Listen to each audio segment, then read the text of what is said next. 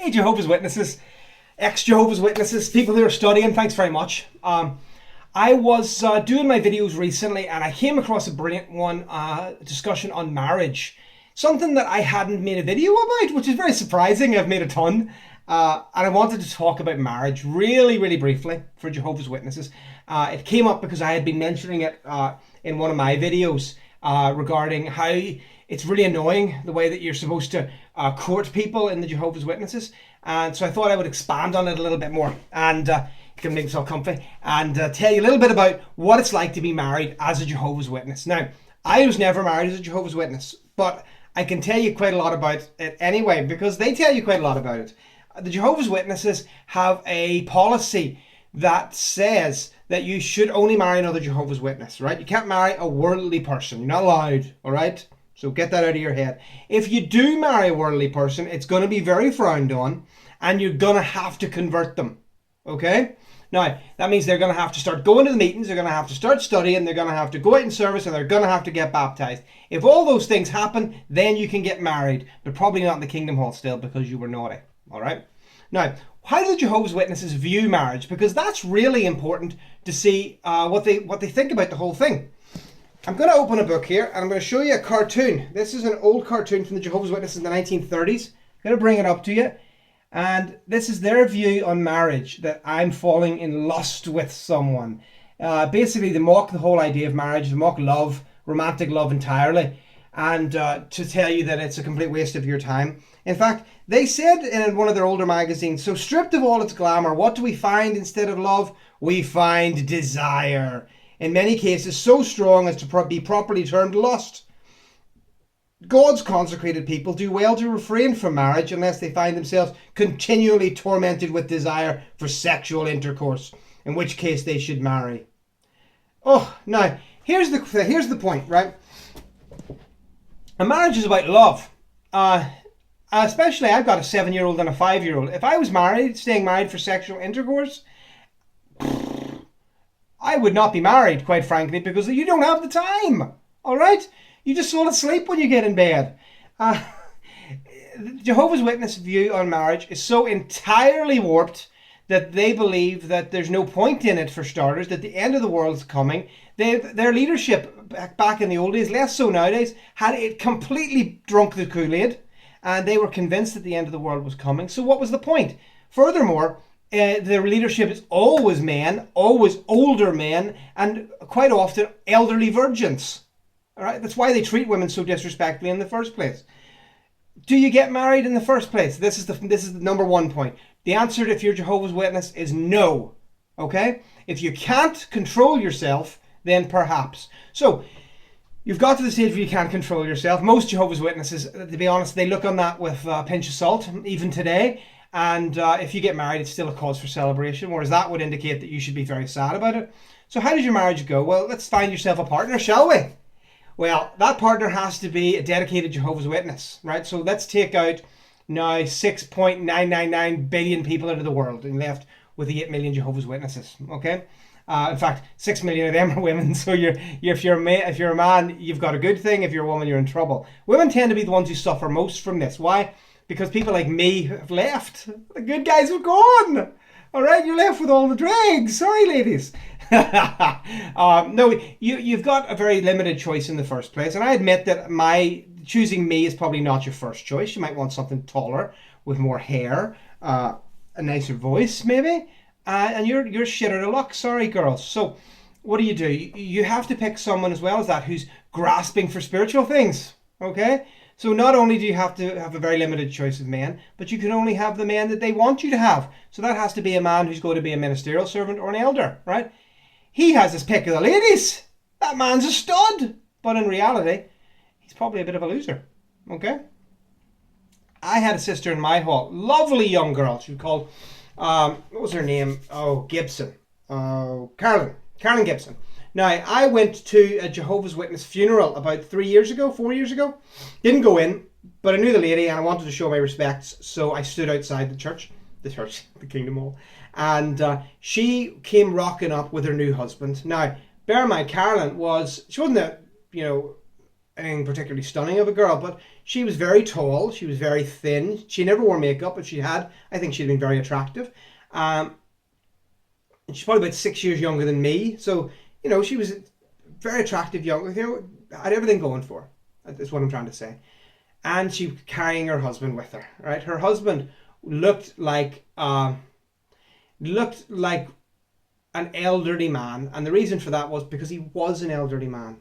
He was a man probably in his early 70s that she had married because there was no one else for her to marry. And I kid you not, this woman who's, she was in her late 20s, early 30s, she had married a man that was in his early 70s because there was just simply, excuse me, no one else for her to pick. And that is so sad for a woman, right? But that's what it is, okay? The Jehovah's Witnesses have gone even further nowadays, saying that sisters shouldn't marry a man if he's over 30 and he's not a ministerial servant, because there must be something wrong with him, okay? Because if the elder arrangement have decided that he's not worthy, then why would you think so? You can't be thinking for yourself, woman. Get to the back of the queue. There's people doing your thinking for you, okay? So we've got to that point. You found your partner, okay? They might not be the person that you dreamed of as a schoolgirl or as a schoolboy, but that you've got one anyway. So what are going to be some of the problems with marriage? Well, number one is you don't know each other, guys. You have no idea who you are. You don't know if you're compatible. You don't know if he's going to be a bully. You don't know if she's going to be a nag. You don't know if he's got thick and she's smart or vice versa.